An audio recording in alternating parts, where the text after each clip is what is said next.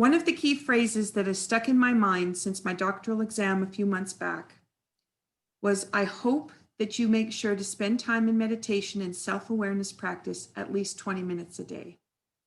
This phrase was at the end of my oral exam after all the tough questions around my area of study in integrative health. I did respond quickly that of course I was doing mindful time through my Tai Chi practice and that moving meditation was my preferred way of being engaged in meditation. I adore physical connection to peace and calm. My professor, Bair, smiled and said a simple, "That's great, it will serve you well." Such a simple part of a conversation, but a profound moment for my personal growth. Was I really practicing mindfulness? Was I really taking the time each day to be present and in the moment, in softness and stillness? Well, it was easy to say yes, as we all believe we're doing the best we can for ourselves. But sometimes we say that because our own ego does not want to be challenged by the fact that we might have habits or energy drains that we engage in as a way of saying we're taking good care of ourselves, and we're really just paying lip service. You might recognize activities that we do, like buying a specialty tea or a coffee full of sugar, whipped cream, some sprinkles.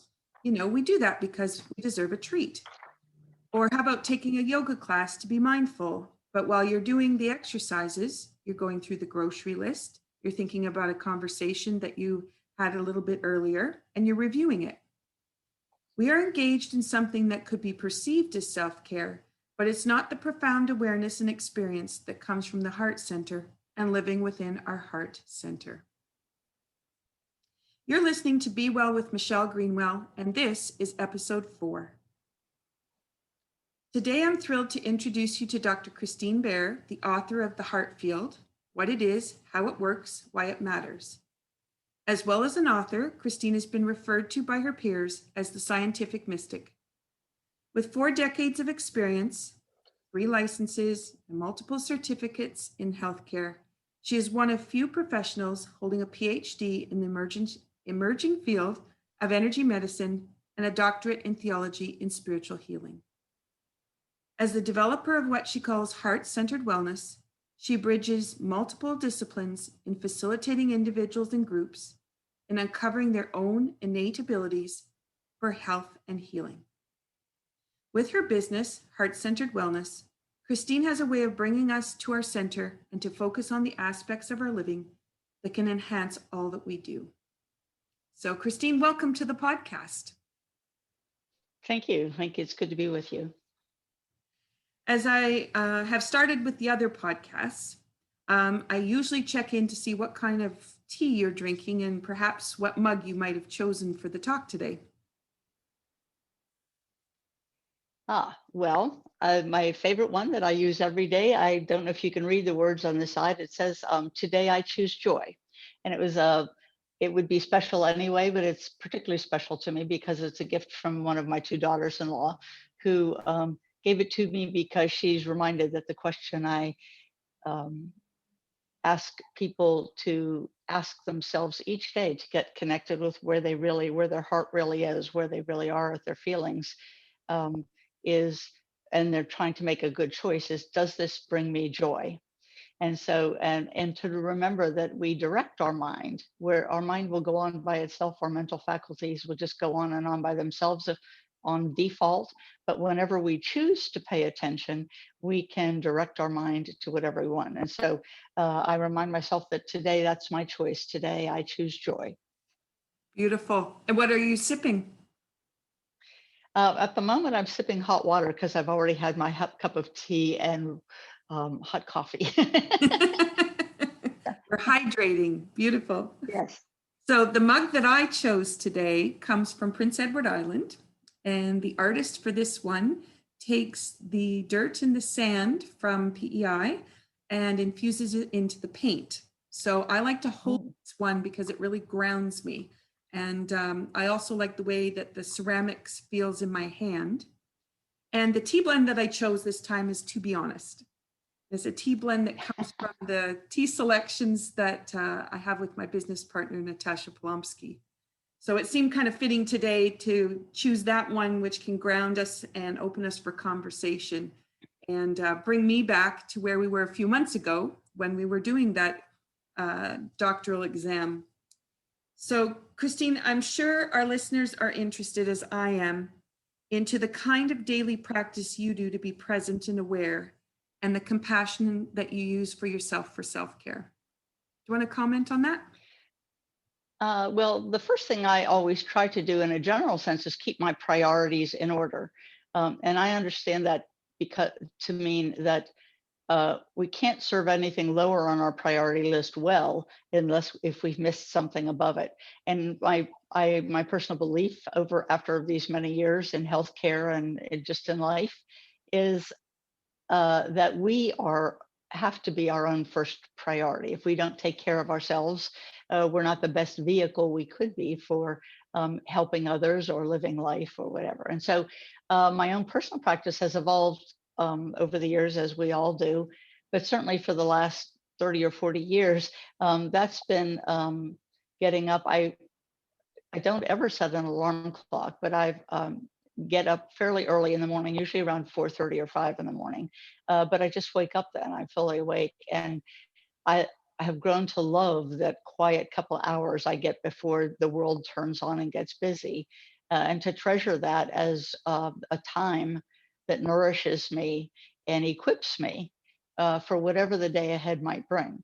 And so, what might look like in a practical way is quietly coming downstairs without turning on lights to disturb other people in the house, and going through just a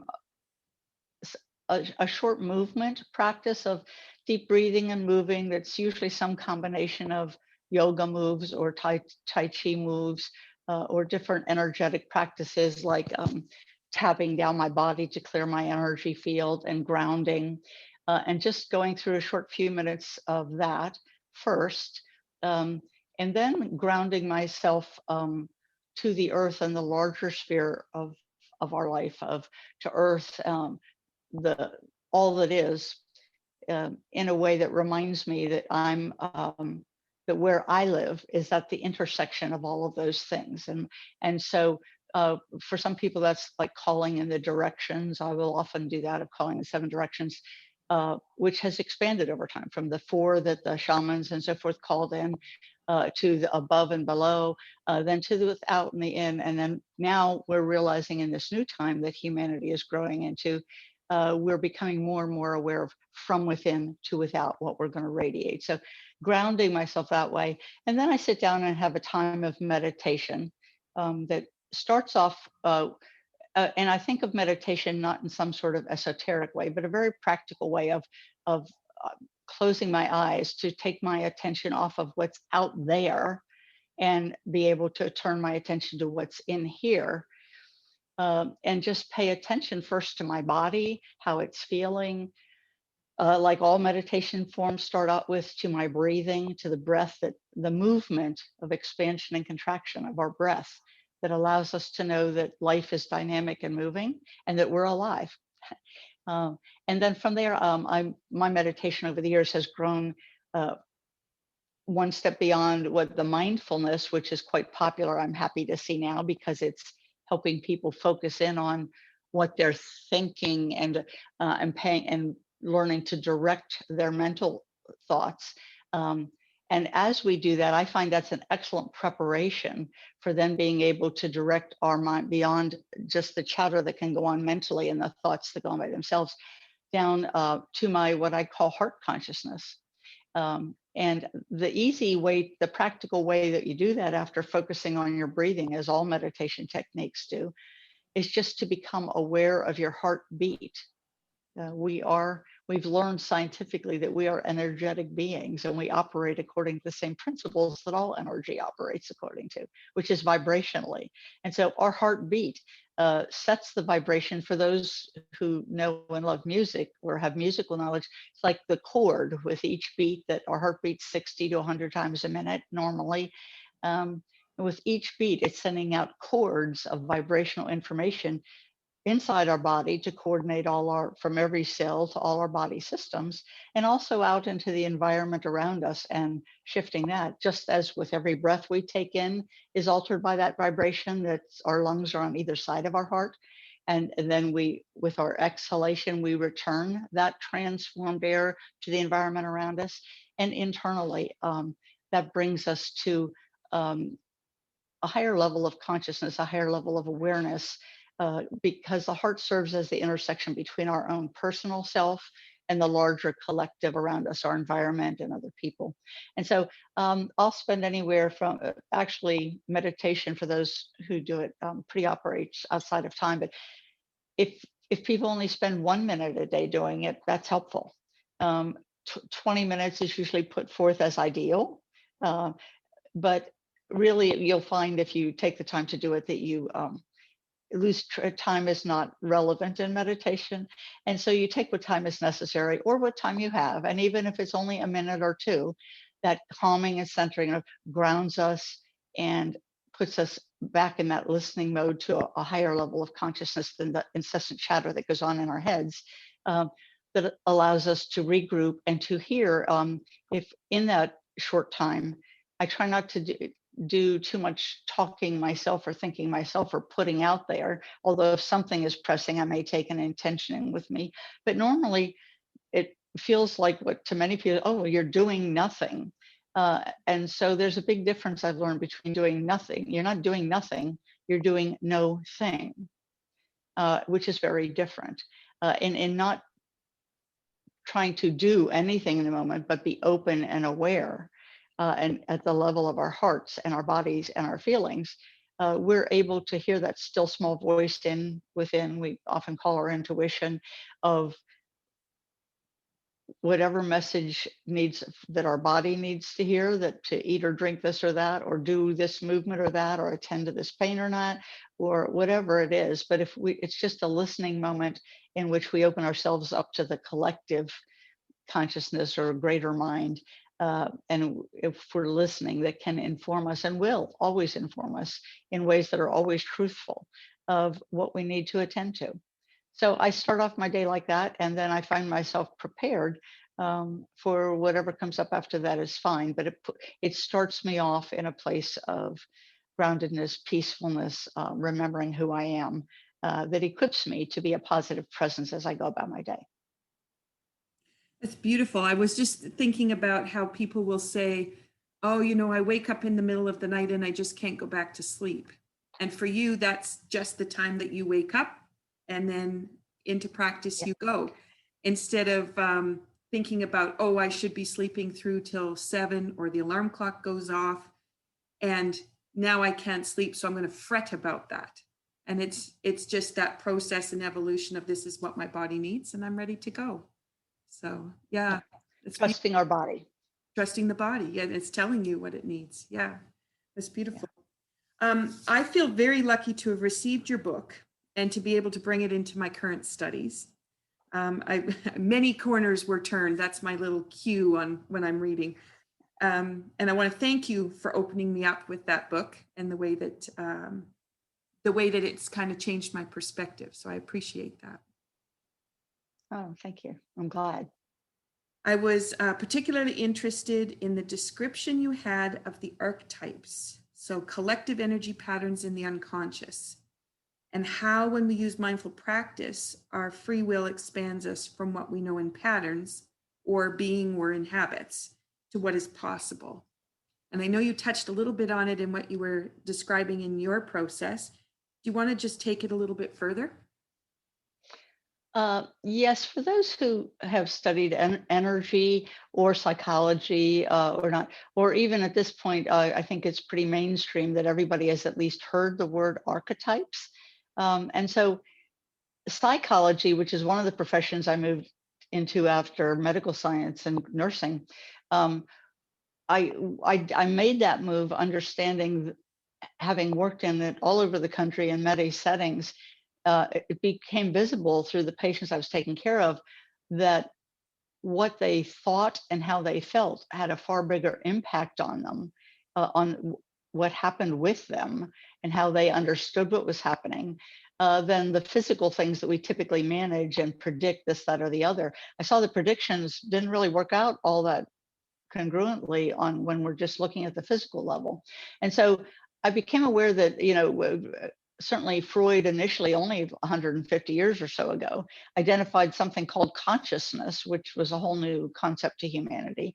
And he layered it as different layers, an id, an ego, and a super ego, that he saw that there were different levels to it, some of which we're aware of and some of which we're not, and labeled them. So that was a start. And then one of his students, Carl Jung, is the one that coined the word archetypes, I believe, as well as the word synchronicity. And he had studied with Freud, but he had also studied with a great number, as we dig into his background, of teachers from the Eastern world and different and ancient Egyptian worlds, and pulled together a lot of things as he was coming to understand what consciousness is and how it operates, which was the question I took with me when I went to graduate school. And Norm Shealy, who was one of my mentors, was asking around the circle of new students why we had come there and why we were ready to do this work. And I said, well, I really want to know what consciousness is and how it operates. And he looked at me and he said, well, duh, that's what we all want to know. So, I've been about on that journey. I always want to understand how things work. So Jung identified that archetypes, that we have a collective unconscious, which was another term he coined. And that caused him a lot of professional grief and aggravation from his peers, because by that point in the Western thinking, we pretty much were already on the path of thinking of ourselves as separate individuals.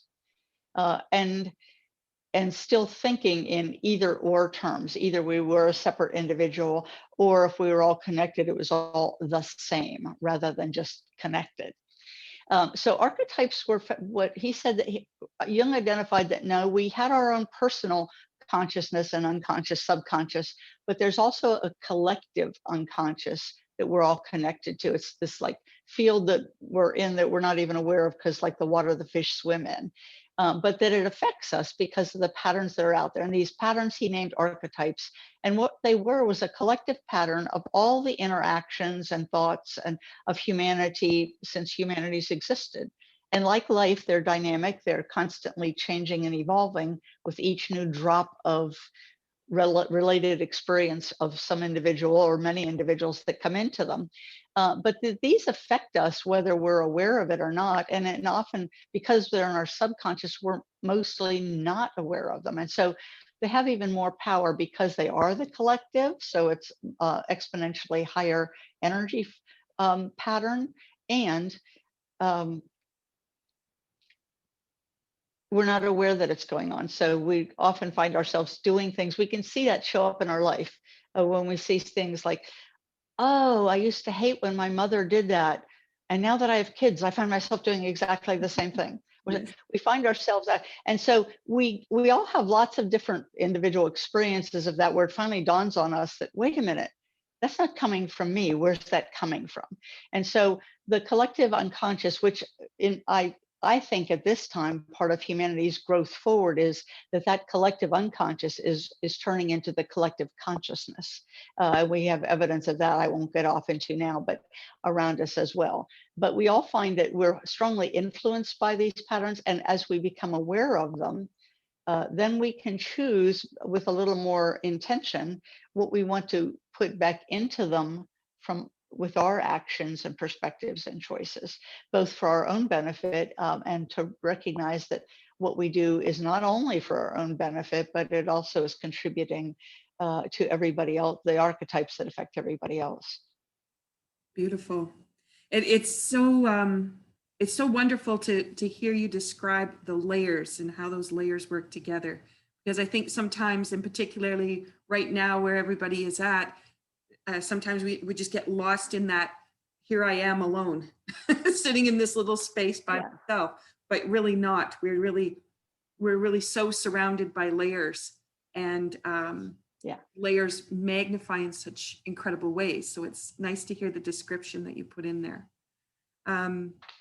So let me take it to a similar direction, in that when we make conscious decisions to choose where we want to put our attention, we can transform situations and opportunities. Even though that pattern of repeating what your parent did and then recognizing, oh my gosh, I said I would never do that. We then have the ability to transform those situations.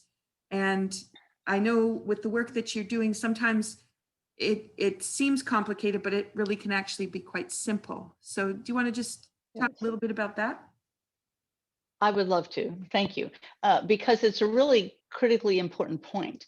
And that is at the mental level of our intellect, which is what humanity's been developing now for thousands of years, and where most of us live, most of our life energy, our awareness is primarily in our minds, in our heads. Um, you can't deal with it. We're not, the archetypes aren't active at that level.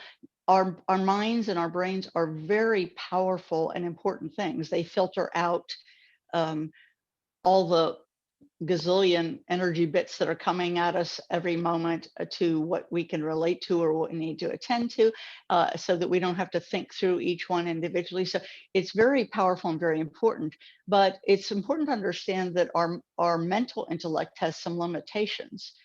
It always function in a binary way. We have a left brain and a right brain, but the way it functions at a really basic level is it looks for patterns, and it looks for patterns of our own personal past, what we've learned and been taught and experienced, but also what our families, what our tribe, what our nation, what our religion. There's a whole ancestral line to that, but it's the key point is it's always in identifying patterns. The only thing it can refer to is the past. Mhm. Um, and so it refers to past patterns, and it does its best to find out what pattern this incoming bit fits into. And then it just on default automatically turns on that pattern, and we find ourselves unconsciously just acting out something that might be totally contrary to what we actually think or feel.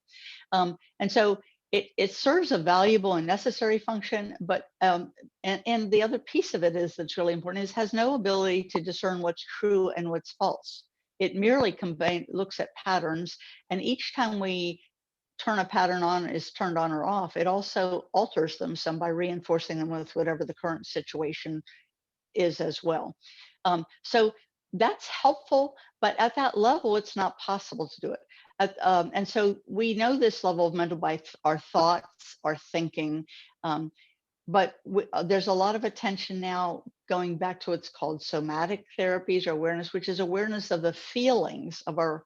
And so I think a critical thing we need right now is to uh, have more social cultural conversations about feelings and emotions.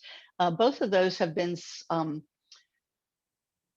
looked at rather warily in the past as just individual things and kind of weaknesses or something to be controlled, and lots of mislabeling has gone on that has meant that we haven't paid a lot of attention to them, or that the attention we've paid to our feelings and our emotions has been more one of control or how to peripheral rather than the central role they play. And so now the attention is coming back as our awareness grows that our mind is helpful, our mental mind and intellect and thoughts are helpful, but we can't change, as Einstein said, uh, something at the level we created it with. And so much of what we're experiencing in our world now that we're unhappy with, we've created with our thought disconnected from our feelings and our bodies. And so our bodies, I differentiate between feelings and emotions. Feelings are the physical sensations we have in our body. And one of the reasons we pay attention to that feelings is that's the actual energetic motion. You'll hear it described as emotions described as energy in motion. Um, the difference between feelings and emotions, of the levels, there are two different levels of the same thing. The feelings are the physical sensation of energy movement or blockage. The emotion is the mental construct, the story we tell ourselves that our mind, brain, our intellect immediately looks for that pattern recognition and plops it on top of it. And we feel the emotions that we then label fear, anger, frustration, joy, peace, whatever. But when we focus on the feeling itself in our body and where it is, we're actually working with the energy rather than the stories we've told ourselves about that before. So that's a critically important jump. And our brain can't do that. It thinks in thoughts and words and language, and in a binary, it turns on and off just like a computer, 0 or 1. It fits this pattern, it doesn't, it goes, it does. And again, it's always related to the past and can't discern truth from falsehood. When we're able to expand our conscious awareness beyond that, not instead of it, but if you think in terms of spheres rather than a linear here or there, but to a larger sphere that includes that body, mind, but also consciousness, or what religious traditions would call spirit, this larger consciousness than just our individual one. Um, that's what expanding our consciousness and awareness to our heart level is all about. And it really is an expansion. And because it's connected to our actual energetic vibrational experience that our heart is receiving and broadcasting with every beat, that's the intersection of the different planes of our being, if you will, our body, our mind, our spirit. When we think of ourselves as whole persons, everybody says, oh yes, we're body, mind, and spirit. And some of those terms might be a bit antiquated or tied in ways we might wish to alter. You might say body, mind, and consciousness might be the way science says it. However, we're all whole people, and we all experience everything as a whole person in every moment. So as we're able to expand our consciousness to be aware of all those dimensions at the same time, we're able to receive at the intersection of our heart and the vibrational level where they occur, we're able to magnetically attract information to us by what's vibrationally similar of it, what I have deemed the heart field, the energetic field or fractal that each of us is of humanity. It's where we connect. It's the intersection of where all the levels of who we know ourselves to be are interconnected, and also between ourself and other people and our environment. It's the intersection where all of those things cross over, if you will. And so that's the place in our physical body, our heartbeat, and our awareness, which interestingly, our heart is in our physical heart is in our chest. And so I'm not just talking about our physical heart. It includes our physical heart, and that's what beats physically to create this vibrational symphony, as well as pumping blood around. But it also has an emotional and a larger level. And so at the emotional feeling level that we're talking about, that would include in our body from the depth of the heart, and the emotional level is where our solar plexus is in our body, right below your rib cage here in the center, or Dante, clear up until our voice in the world, for those like third through fifth chakras, for those people who work with energy systems in that way. And so when we can be aware at that level, and then even the larger level out as we sit there in that, our brain operates electrically by signals, and is action oriented, and electro and magnetic always work together. And so our heart operates much more, is the magnetic aspect of that. And so instead of the doing part, when we hear all this talk about being, it's really talking about magnetically of what comes to us at the heart level. It just shows up, and it always shows up as a whole, not in parts like sometimes things do mentally. And so learning to pay attention to our feelings, first our physical sensations, and then feeling our heartbeat and putting our attention there and just listening. You don't have to do anything. When you are just connected and open to this level of being, the collective, by whatever terms or names you put to that, brings to you magnetically, brings to you exactly what you need, either to do or to understand or to look at and reflect on in that moment. So I'm sorry, that was a bit lengthy, but it's really a key part of where human consciousness is in the process of growing into now. And it's very different than what we've been taught in the past. So that's a key feature for people to reflect upon a bit. Mhm. And just those last three things that you commented on, with the simplicity of sitting there, and then what you need to think about, maybe act upon, maybe do. So just by being in that simple, quiet place, all of a sudden everything is clear. So the action is very directed, instead of that scattered thing where many of us do. You start in one direction in the house, and then pretty soon you're over in something else, and you've dropped something, and then you put something else somewhere else, and you realize, oh, you should go check on the laundry, but then the dishwasher was calling, and then pretty soon you have all these things, and you can't actually accomplish anything, and it just becomes a frazzled piece. But just to be sitting in that moment and focusing and thinking, even in simplistic terms, in the house today, I need to get the laundry done and the dishes. And just bringing it down to those two things. What do I need to do? And then it's very simple actions, but you're Yeah. complicated by all the other stuff. Well, and I think you're touching, Michelle, on another aspect of that, which is what we typically think of as the feminine and the masculine, not male or female, because we all have both aspects or principles within us. But the feminine principle perceives things, sees things in whole, as a whole, where the masculine principle is much more linear. I have to go to work. And so if you're in the morning trying to get people out of the house, the masculine, the mental principle will say, oh, I have to go to work. So often the male in the house, there's so many jokes about it, we all recognize it. Will shave and do whatever, get his thing, get out the door, and nothing else is interfering with that. He's focused on getting to work and getting out the door.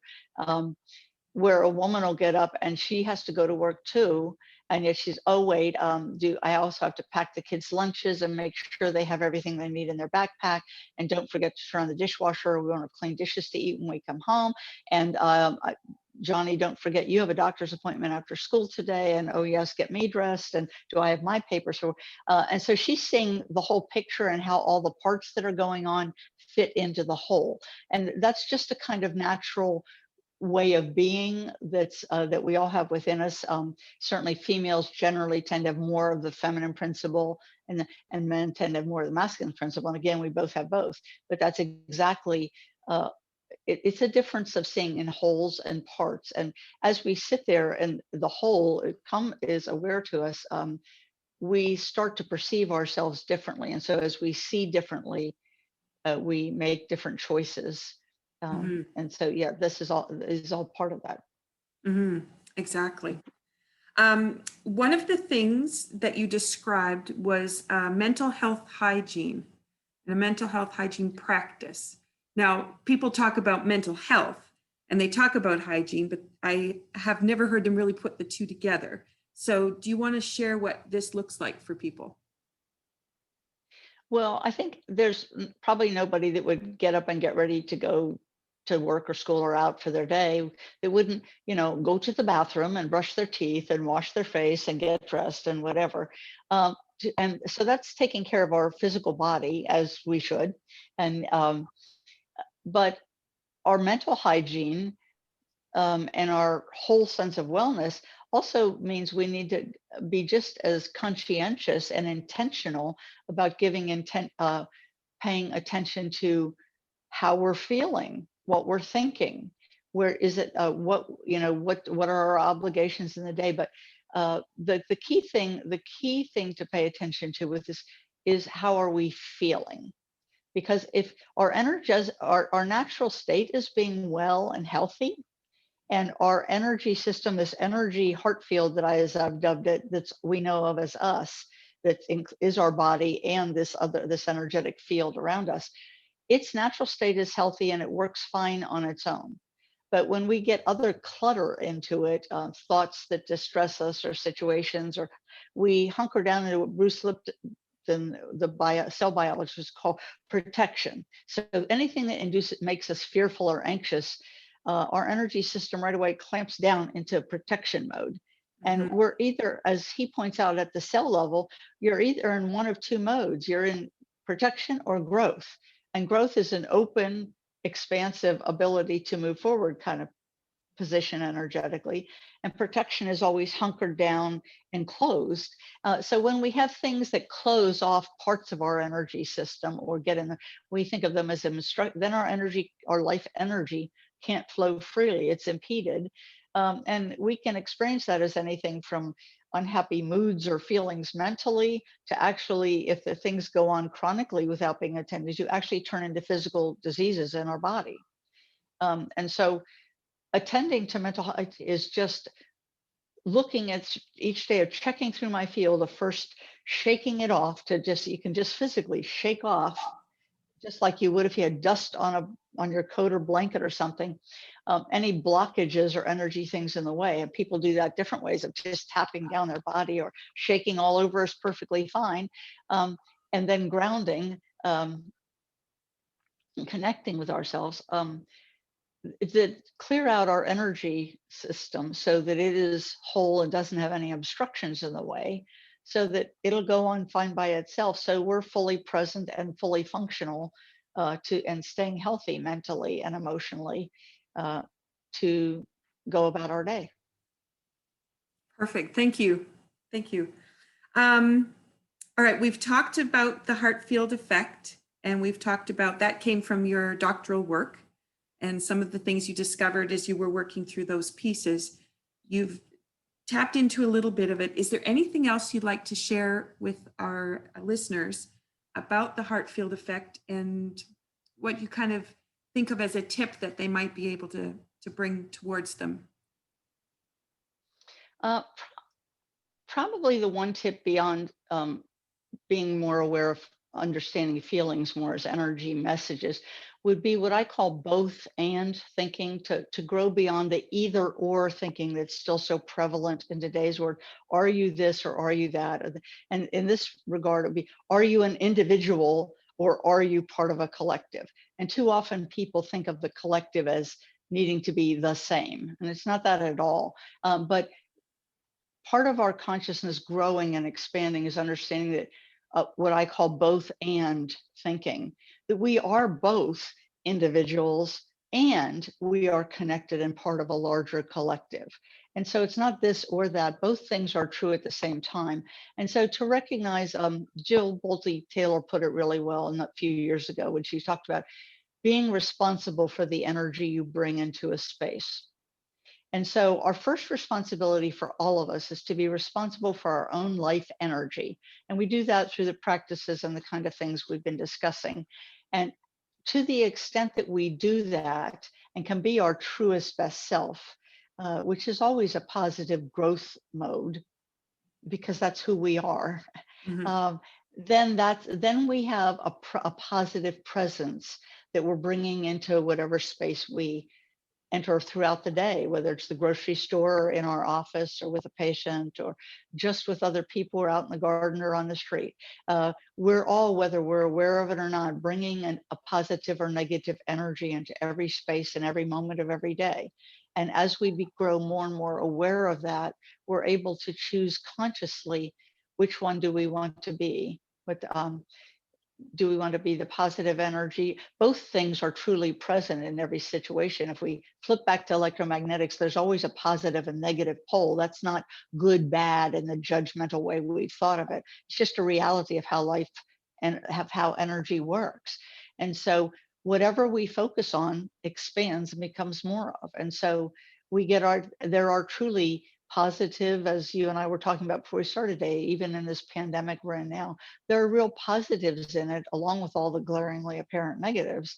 But both are always present. So when we choose to focus on the positive, when look for what's there positive, and choose, we attract more of that. And we choose to focus on the negative, we grow and we contribute to and attract more of that. And so as we become aware of it, we get to choose, um, which one we want to focus on, which is, kind of why I have my choice of I try to choose joy. That's what I was thinking about. I was thinking about your cup, and I was thinking about the joy written on the outside of it, and I was thinking about choosing the tea blend, to be honest, and taking a look and really looking at it, and not just providing that lip service. Yeah, Yeah. yeah, Yeah. perfect. A very simple way in everything we're doing in the day, and I do this too, is when I'm making a choice, whether it's from some small thing like what do I want to eat, to some large thing like do I want to move or take this job or not or whatever. Uh, the question I always ask myself that takes me to my heart and my energy: does this bring me joy? When I'm debating choices, if it brings me joy, that's an energetic message that's resonant alignment with my life energy and going to be a good step for me. And if it does not, no matter what it may look like practically or what, then it's not serving me or others well. And so a good question people can always ask themselves, to the how to of do it, is just stop for a moment. If I choose this, does that bring me joy? Do I feel joy? And if it does, go for it. Hmm. That's great. Thank you. So I have two quotes that I had pulled from the book that I thought I could share. So one is just being in the presence of a grounded, centered person whose compassion was focused on you alters your state of being. Um, so I just thought I would bring that forward and let you just comment on what this would mean for us every day. We just take that moment to have that yes, that presence that you've already talked about and how do you approach a room, but also the people within the room holding that same kind of space so that there's these gifts that go back and forth between us.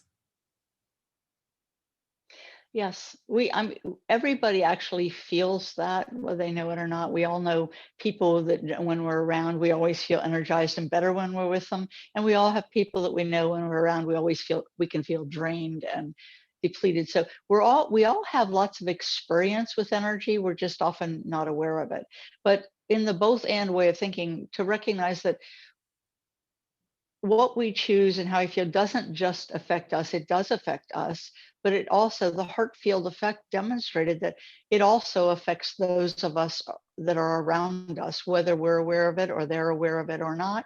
It affects them and it literally changes their body and how it functions and how they feel as when they're in your presence. So when you go into a room, know that you're shifting the presence there and you get to choose as you're aware of it, how do you want to choose it? But when you're solid and grounded and your energy and life is positive and focused, you don't have to know all the specifics of everything. Just know that you're contributing to the positive effect in the room. And that energetically allows what happens to come into coherence. In science and energy terms, they talk of that as coherence of energy waves that impact each other and increase the amplitude. So, with others, when we're in groups with others that are aligned in the same way of being, the amplitude, the power of that energy is increased. And so, certainly for us as individuals, and then as we're with others of like mind, like heart, uh, what we put out there in the world has impact not just on us or our group, but is contributing out there to the shifting archetypes, to the changing consciousness. So we are always affecting both ourselves and our others in every moment of every day with everything we do. And so as we become more and more aware of that, uh, we have we recognize that we have a choice and we get to choose how to use that. Mm-hmm. It's beautiful. It's really, we're so powerful, I think, sometimes without realizing that power, without effort. Yeah. The best way to say that. The last part I wanted to put in here is one of the last lines you have in the book. So know that love is who you are and be love in expression in every moment as best you are able. And with that, is there any last words you'd like to provide to the listeners? No, I think my little grandson taught me that phrase as best you are able, which I talk about a little in the back of the book. Um, but I've learned we can often be too hard on ourselves when we think, oh, we're supposed to be being loving and whatever, and oh, I didn't do it quite.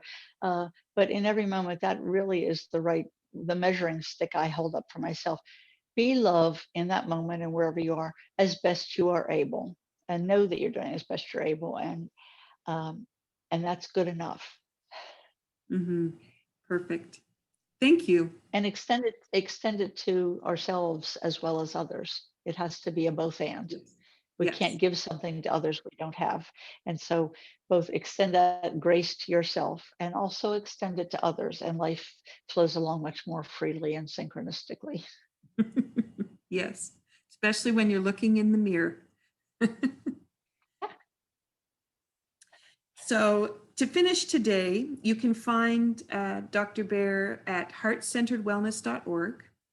And her book can be found on Amazon, or you can get it directly from Christine. And the title is The Heart Field: What It Is, How It Works, and Why It Matters.